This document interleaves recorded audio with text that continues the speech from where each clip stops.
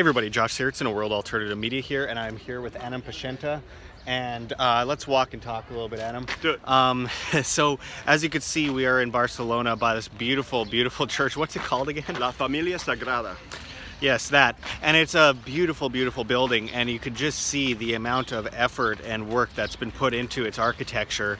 And I'm so glad to be here. We've been doing a lot of traveling lately through Mauritania, Morocco, Spain. I'm going to Paris tomorrow as I speak, and something stands out everywhere you go, and it's the illusion of government. Like everywhere I go, Anam, I notice that there are these strange rules. You go to a place like Morocco, there's pictures of a king everywhere you Right. go, in every storefront. Right. If you dare say certain things, they muzzle you. And I mean, being in Spain or Catalonia, depending on who you are and what your opinions are, it's a really important place to have this conversation about the illusion of government, the shadow on the wall that only is given credit by, people's belief in that said system. Being by this church, it's a beautiful place, and it obviously is a symbol of religion. But one thing that I find is quite notable is people attack religion all the time, but then they tend not to attack government, which is the most coercive, most dangerous religion in the world. And you look at these government buildings today, and like this beautiful structure that we are standing next to, they tend to spend a bunch of taxpayer money building these massive churches for the state.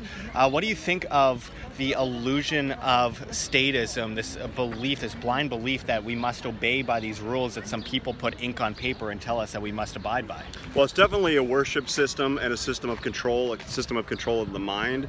But unlike religions, which are now mostly voluntary, government is force-funded. And that makes it morally wrong. And in the past, churches committed acts of force against their subjects and even had control over lawmaking.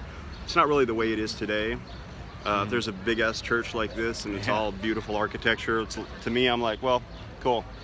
But the reason, I have an explanation. I think that the reason that we don't understand that government is, like statism, is the worst possible religion there is and causes the most damage and holds humanity back. We just can't see it as such, is because we spend, as impressionable children, 8 hours a day with government, 5 days a week, and only 2 hours a day with our parents. And as far as churches go, some people might spend 1 hour a week, like probably not. Yeah. On average, it's probably most people go on Easter. And I think that's the reason that religion, which is a voluntary mental system, or thought system, is getting kind of more and more rare and has less and less influence. And government, which is a completely coercive, the statism of the paradigm of statism is so coercive and destructive, but still so accepted. Yes. Is because we are raised in it from the beginning. It's hard to see the matrix in that you're a part of. And people don't need to obey by this system that it's all out of fear. It's order out of chaos, I guess you could call it in a lot of ways. And we've seen so much craziness on this trip. Actually, I think the most lenient was Mauritania, interestingly enough. The governments around the world dog on places like Mauritania, say it's dangerous, it's a red zone. We go there, no and go. It's one of the most beautiful places, amazing people, so nice. Everyone's there to help us, and you barely see government anywhere other than the checkpoints, which are kind of a formality, just to check, passports and everything because of kidnappings in past years and all that. I don't support it, but I mean, it's compared to places like the United States, Canada, Spain, or Catalonia. Though I should mention that we kind of just walked into Spain the first time we came in here. Just got off the plane. There's no immigration. We just kind of walked into the country, and we're like, oh, this is kind of cool.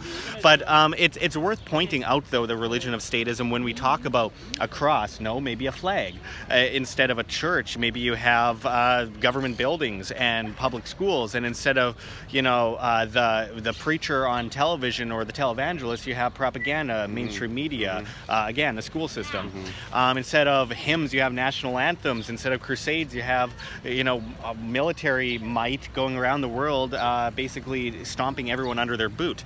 So you have this system that is so incredibly similar to religion, but far more coercive in every single way. Yeah. But yet we see this attempt by media to kind of destroy religion, to attack religion, to drive religions against each other.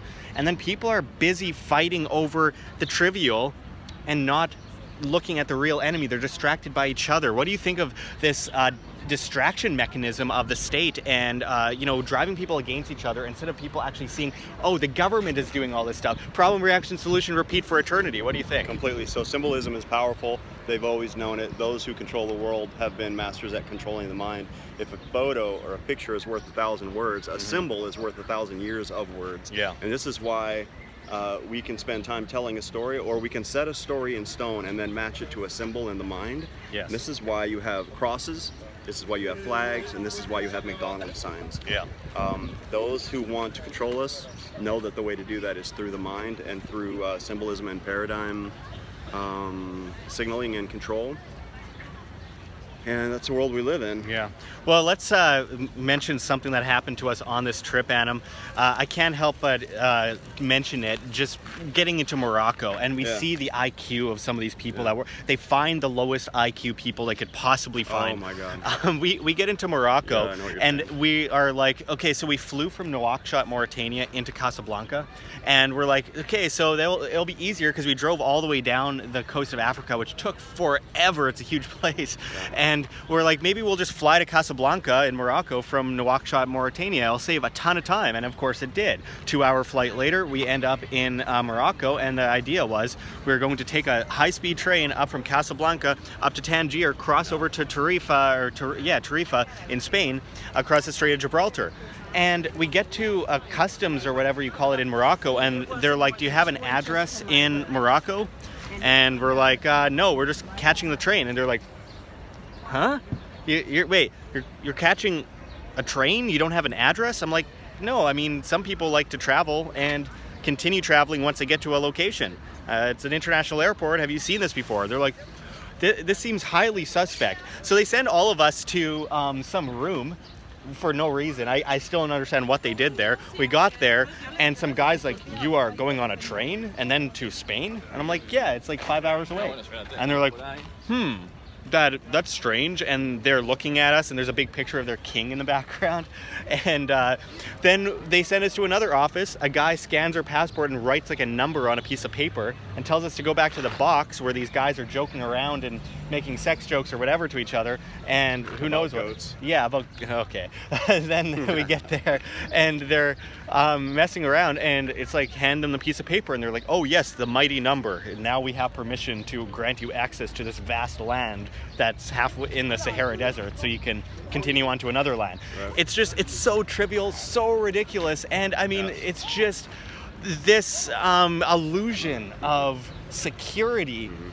If anyone is making me feel like I need security, it's the government, which kills more than any other entity on the planet, which steals from more people, which kidnaps more people, which ruins more lives, which creates more chaos out of fear and all that kind of stuff, which creates order, dependency, weakness, stupidity, and propagates people and kills children and kidnaps them. Oh, but we need security from ourselves walking over a line. Yeah, I mean, think about it. And they're the ones that are going to provide it. I addressed this in this video that I just did. I did a real quick rant after going through this checkbox situation at the Moroccan airport. But basically the message of that video was that it's our fault, that we have to explain to an idiot who has less than an 80 IQ that we're going to travel from the airport, that people sometimes land at the airport and then continue to travel. Like, I don't know how long these guys had this job, but it looked like a brand new concept to him. And whose fault is it? Whose fault is it that we endure these things? It's ours. Because when the first lie was told, the first dirty lie, the guy who wanted to steal from another guy, some caveman, and he didn't want the second guy to retaliate. Yeah. So what did he want to do? This is the thing we should always look out for, right? In society, it's where the seed of evil is when someone wants to separate responsibility from power or benefit. Yeah. So the guy said, I want to steal from this guy. And he tried it yesterday and the guy hit him. Yeah. The guy said, don't steal from me. So he said, okay, I want to be able to steal from this guy without having to get retaliated against. So what'll I do? I'll invent a story that makes it okay to steal from that guy. This is the story of government.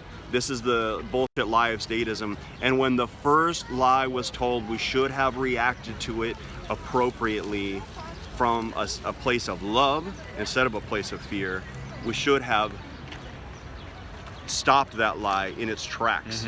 Because once one lie is accepted, the whole story from then on out cannot be true, and you have to tell another lie and another lie and another lie. And this is why we live in a system that is holding humanity back. I see voluntary society as the next level in human social evolution, and what we're witnessing with these monkeys in the box in the Moroccan airport and all airports is that we're still dealing with these lies built upon lies because we didn't react appropriately when the first lie was told in order to steal from us and get away with it. It's always the number one thing that I find anywhere I travel in the world. The major only problems for the most part that I find in these places are government. Went to Germany, Frankfurt, Germany a couple weeks ago, and amazing people, lots of great stuff. I mean, Frankfurt maybe isn't the best place to go in Germany as a tourist, but nonetheless, what's the first thing I notice? Government everywhere, causing problems. Everywhere you go, they're the ones that rape the land, rape the people, rape the rights that they should be defending as individuals, because that's their responsibility, as is freedom. It's their responsibility, and that is the basis of it itself. So there's all this trivial stuff that happens, and people put up with it. And I find it interesting to also mention that when it comes down to it, this whole system is completely unsustainable. Yeah. I mean, when it comes down to it, if even 1% of people just started saying, you know what, I think I'm not going to put up with this incremental frog boil to complete collectivism and control anymore, then the whole system falls. Just 1%, guys, 1% of people just stop dealing with the government, stop obeying, and the whole thing falls apart because it is totally inefficient. The only thing it's efficient in doing is, again, killing and stealing from people and all that kind of stuff. Lots of interesting women around here. Just killing and stealing. People in general, nice people. Yes, nice very, people. Very nice people. But it's just the killing and the stealing and all that kind of stuff. And the only reason that exists, that perpetuates, is because people allow it to happen. Like you said, they sit idly by and allow this stuff to perpetuate for eternity. And as long as we do that, it will perpetuate. And we've been doing this since ancient Greece. We say change we can believe in, change, vote. Maybe this guy's better than that guy. Oh no, that guy's terrible. Maybe this guy's better than that guy. And it's gone on for thousands of years. Don't you think it would have gotten better by now? Okay, there's cleaner water, better technology, which would have advanced far faster without government. But everyone's in debt, everyone's poor. They're creating order out of chaos, driving people against each other. And it's proof that we've been raised to be mentally retarded by the government itself, when for 1,000 years plus thousands of years, the thing that people vote the most for is change, meaning that for eternity people have been unhappy with government. So but then they vote for more government, but they call it change.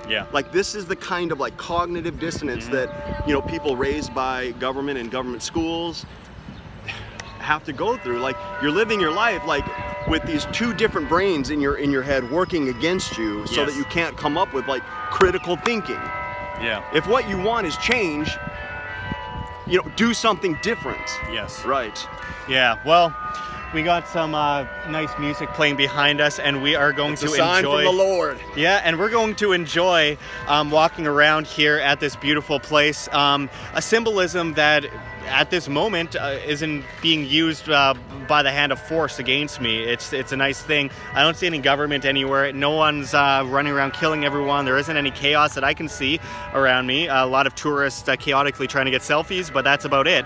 I think it's an interesting sign that anarchy already exists. It exists every moment that government isn't infringing on us in one way or another. Every moment we walk down the sidewalk and we talk to a friend, that is anarchy. Don't get a bad picture of it from movies movies with a guy with a curly mustache and a monocle throwing cherry bombs at a parade. That is the use of force. That is what government does to hundreds of millions of people over the last century, killing many children. It's like a massive stat, the amount of children. 262 million in the 1900s. Yeah. So let's end that as soon as possible, Some please. of these roads are expensive. Yeah, these roads need building, so we gotta kill babies apparently. So anyway, I appreciate you talking with us today. We had to get something done in Spain because we just had a really long trip in Mauritania, and we need like a couple days, 1 or 2 days, to kind of take a breath, relax, and feel good about the fact that we just walked through the Sahara Desert in the middle of nowhere. So it was pretty Speaking incredible. of symbolism, let's do another one of these in a bit about the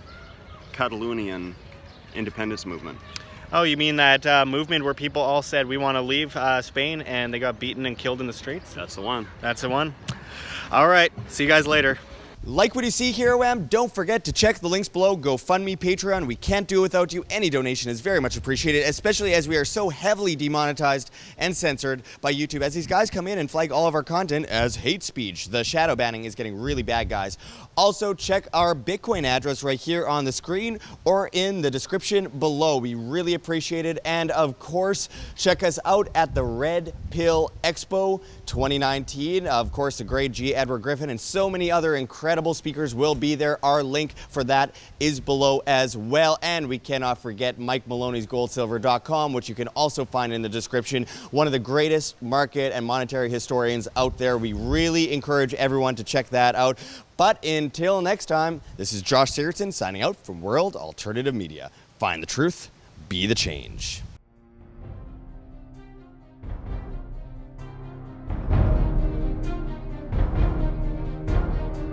I'm sure you have already changed people's minds in your young age because you're involved, and I like that.